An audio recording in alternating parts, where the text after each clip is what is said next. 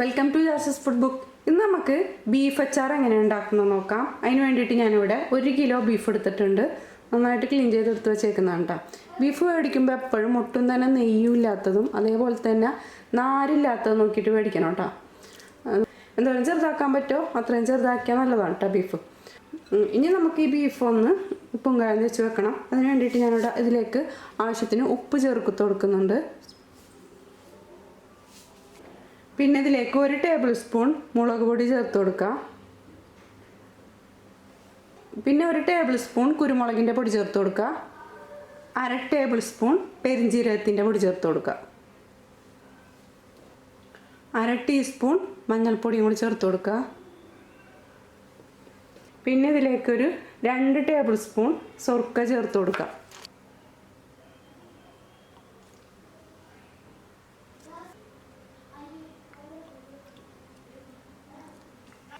കൈ കൊണ്ട് നന്നായിട്ടൊന്ന് തിരുമ്മി കൊടുക്കാം.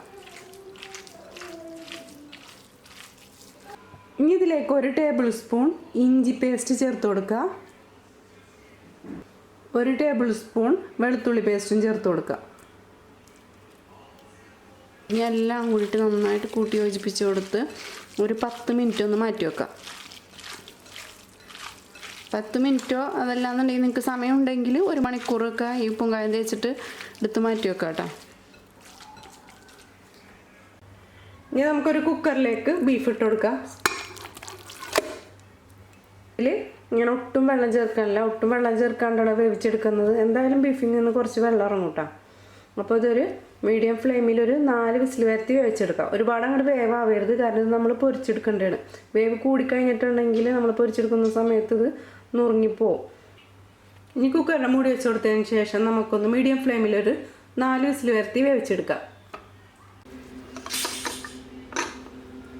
അപ്പോൾ ബീഫ് 4 വിസിൽ വന്നിട്ടുണ്ട്.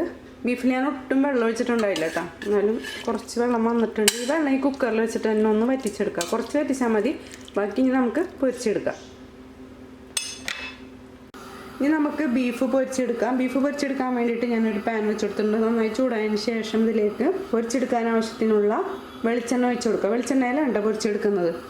നാടൻ രീതിയിൽ ബീഫ് അച്ചാർ ആയതുകൊണ്ട് വെളിച്ചെണ്ണയിൽ പൊരിച്ചെടുത്താലാണ് കേട്ടോ കൂടുതൽ ടേസ്റ്റ് ഉണ്ടാവുക. വെളിച്ചെണ്ണ ഒഴിച്ച് കൊടുക്കുക. വെളിച്ചെണ്ണ നന്നായിട്ട് ചൂടായി വരുമ്പോൾ ഇതിലേക്ക് ഒരു തണ്ട് വേപ്പിലിട്ട് കൊടുക്കാം. ഇതിലേക്ക് നമുക്ക് ബീഫ് ഇട്ട് കൊടുക്കാം. ബീഫിലത്തെ വെള്ളം ശരിക്കും ഊറ്റിക്കളഞ്ഞതിന് ശേഷം വേണം കേട്ടോ ഇട്ട് കൊടുക്കാൻ.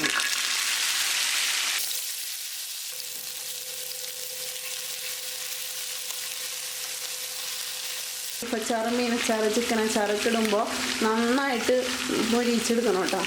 അതല്ലാന്നുണ്ടെങ്കിൽ അച്ചാർ പെട്ടെന്ന് തന്നെ കേടാവും. ബീഫ് നന്നായിട്ട് മൊരിഞ്ഞ് വന്നിട്ടുണ്ട് കേട്ടോ. ഇതേപോലെ മൊരിയിക്കണം കേട്ടോ. അച്ചാറൊക്കെ ഇടാൻ ബീഫ് നന്നായിട്ട് മൊരിയണം, എന്നാലേ അച്ചാർ കേടുകൂടാണ്ടിരിക്കുള്ളൂ. നമുക്ക് വേറെ പാത്രത്തിലേക്ക് മാറ്റാം.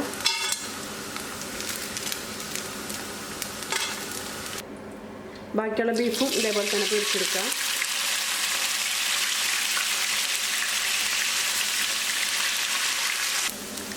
അപ്പോൾ ബീഫ് രണ്ടാമത്തെ ട്രിപ്പ് നന്നായിട്ട് മുരിഞ്ഞ് വന്നിട്ടുണ്ട്. അപ്പോൾ ബീഫ് പൊരിച്ചെടുത്തിട്ടുണ്ട്. ബാക്കിയുള്ള വെളിച്ചെണ്ണ ഇട്ടത് ഇതിൽ വേണമെന്നുണ്ടെങ്കിൽ നമുക്ക് കടുക് തളിച്ചിട്ട് അച്ചാർ റെഡിയാക്കാം. പക്ഷേ അച്ചാറിൻ്റെ എപ്പോഴും ടേസ്റ്റ് എന്ന് പറയുന്നത് നല്ലെണ്ണ ഉണ്ട്. നല്ലെണ്ണ ചെയ്യുന്നത് തന്നെയാണ് അച്ചാറിൻ്റെ നല്ല ടേസ്റ്റ് ഉണ്ടാവും. അപ്പോൾ ഞാൻ ഈ വെളിച്ചെണ്ണ ചെയ്യുന്നില്ല, ഞാൻ നല്ലെണ്ണയിലാണ് അച്ചാർ ഇടുന്നത്. അപ്പോൾ നമുക്ക് ബാക്കിയുള്ളത് നോക്കാം. ഇനി ഇതിലേക്ക് വേണ്ടത് കുരുമുളക്. ഇതേപോലെ തെരുതെരുപ്പായിട്ട് പൊടിച്ച കുരുമുളകാണ് കേട്ടോ ബീഫ് അച്ചാറിന് ഏറ്റവും കൂടുതൽ ടേസ്റ്റ് വരുന്നത്. നമ്മൾ നേരത്തെ ബീഫ് വേവിക്കാൻ വേണ്ടിയിട്ട് നല്ലോണം പൊടിച്ച കുരുമുളകാണ് ചേർത്തേക്കുന്നത്. ചേർക്കേണ്ടത് നമുക്ക് ഇതേപോലെ തെരുതെരുപ്പായിട്ട് പൊടിച്ച കുരുമുളകാണ് കേട്ടോ ചേർക്കേണ്ടത്. ഇതാണ് ഇപ്പം ഇങ്ങനെ കുരുമുളക് ചേർക്കുന്നത് ഒരു പ്രത്യേക ടേസ്റ്റാണ് ബീഫ് അച്ചാറിന്. ഇതേപോലെ ഒന്ന് ട്രൈ ചെയ്ത് നോക്കിയോ കേട്ടോ. മൊത്തത്തിൽ അങ്ങോട്ട് പൊടിയരുത്, തെരുതെരുപ്പായിട്ട് ഇതേപോലെ പൊടിച്ചെടുക്കണം. അപ്പോൾ അച്ചാറിടാൻ വേണ്ടിയിട്ട് ഒരു ചട്ടി വെച്ച് കൊടുത്തിട്ടുണ്ട്. ഇനി നമുക്ക് വേണ്ടത് ഒരു 1/4 കപ്പ് നല്ലെണ്ണ ഒഴിച്ച് കൊടുക്കുക. വെളിച്ചെണ്ണയിൽ ചെയ്യുന്നതിനേക്കാൾ കുറച്ചും കൂടി ടേസ്റ്റ് ഉള്ളത് നല്ലെണ്ണയിൽ ചെയ്യുന്നത് തന്നെയാണ് കേട്ടോ. എണ്ണ നന്നായിട്ട് ചൂടായതിന് ശേഷം 1 ടീസ്പൂൺ കടുക് ഇട്ട് കൊടുക്കുക.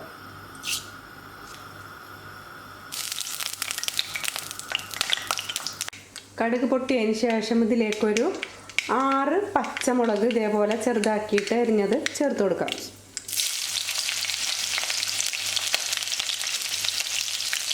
പിന്നെ 1 ടേബിൾ സ്പൂൺ ഇഞ്ചി പേസ്റ്റ് ചേർത്ത് കൊടുക്കുക.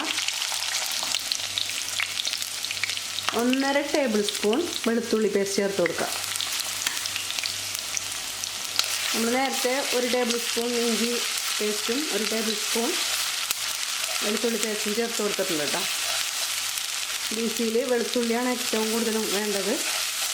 വെളുത്തുള്ളിയിലാണ് കൂടുതൽ ടേസ്റ്റ്. ഇതിലേക്ക് ഒരു തണ്ട് വേപ്പിലിട്ട് കൊടുക്കുക. ഇഞ്ചി പച്ചമുളക് വെളുത്തുള്ളിയുടെയൊക്കെ പച്ചമണം മാറി ഇതിലത്തെ വെള്ളം ഒന്ന് വലിയുന്നവരെ നന്നായിട്ടൊന്ന് വഴറ്റി കൊടുക്കുക. ഇതിലേക്ക് 2 ടേബിൾ സ്പൂൺ നിറച്ച് മുളക് പൊടി ചേർത്ത് കൊടുക്കുക. സാധാരണ മുളക് പൊടിയാണ് ഇട്ടത്. പിന്നെ 1 ടേബിൾ സ്പൂൺ കാശ്മീരി മുളക് പൊടി ചേർത്ത് കൊടുക്കുക. കാശ്മീരി മുളക് പൊടി ഇല്ലാന്നുണ്ടെങ്കിൽ സാധാരണ മുളക് പൊടിയാണ് ചേർത്ത് കൊടുക്കുക കേട്ടോ. ഇനി 1 ടേബിൾ സ്പൂൺ നിറച്ച്, വലിയ ടേബിൾ സ്പൂണാണ് എടുത്തേക്കുന്നത്, 1 ടേബിൾ സ്പൂൺ നിറച്ച് തരിതരിപ്പായിട്ട് പൊടിച്ച കുരുമുളക് ചേർത്ത് കൊടുക്കുക.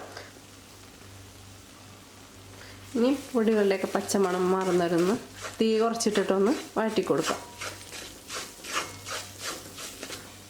ഇനി ഇതിലേക്ക് നമുക്ക് പൊരിച്ച് വെച്ചേക്കുന്ന ബീഫ് ഇട്ട് കൊടുക്കാം.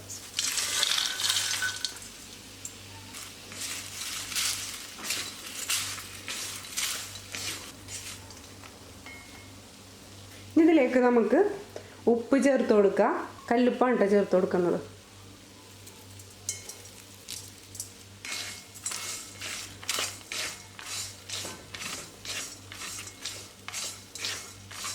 ഇതിലേക്ക് നമുക്ക് സ്വർക്ക ചേർത്ത് കൊടുക്കുക, അതായത് വിനെഗർ.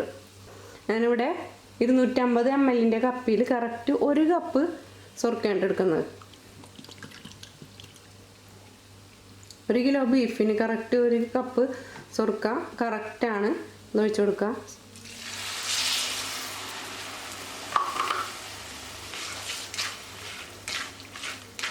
ഇനി തീ കൂട്ടിയിടാം.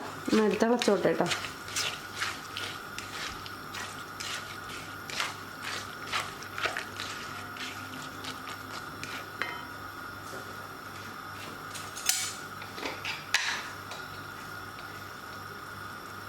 ഏറ്റവും അവസാനം ഇതിലേക്ക് ഒരു 1/2 ടീസ്പൂൺ ഉലുവപ്പൊടി ചേർത്ത് കൊടുക്കുക.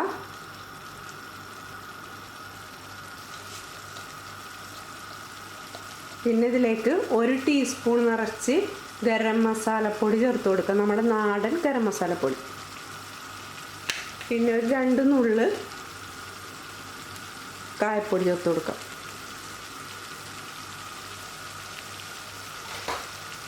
കായപ്പൊടി കുറച്ച് മതി കേട്ടോ ബീഫ് അച്ചാറിൽ. നന്നായിട്ട് തിളച്ച് വന്നിട്ടുണ്ട്. ഇനി ഗ്യാസ് ഓഫ് ചെയ്യാം.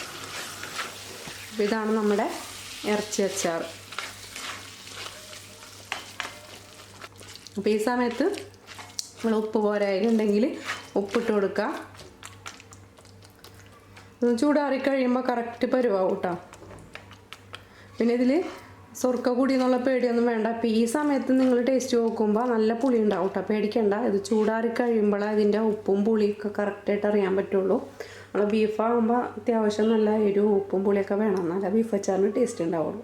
അപ്പോൾ ഇനി ഇതിൽ വേണമെന്നുണ്ടെങ്കിൽ കുറച്ചും കൂടി എണ്ണ വേണമെന്നുണ്ടെങ്കിൽ എണ്ണ ചേർത്ത് കൊടുക്കുക കേട്ടോ. ഏറ്റവും അവസാനം എണ്ണ വേണമെന്നുണ്ടെങ്കിൽ എണ്ണ ചേർത്ത് കൊടുക്കുക. അതെ, കുറച്ചും കൂടി ചാറായിട്ട് വേണമെന്നുണ്ടെങ്കിൽ നിങ്ങൾക്ക് കുറച്ചും കൂടി സ്വർക്ക ഒഴിച്ച് കൊടുക്കുക കേട്ടോ. പിന്നെ ഈ ഒരു അച്ചാർ പുറത്ത് വെക്കുകയാണെന്നുണ്ടെങ്കിൽ 1 മാസം വരെ ഇരിക്കും.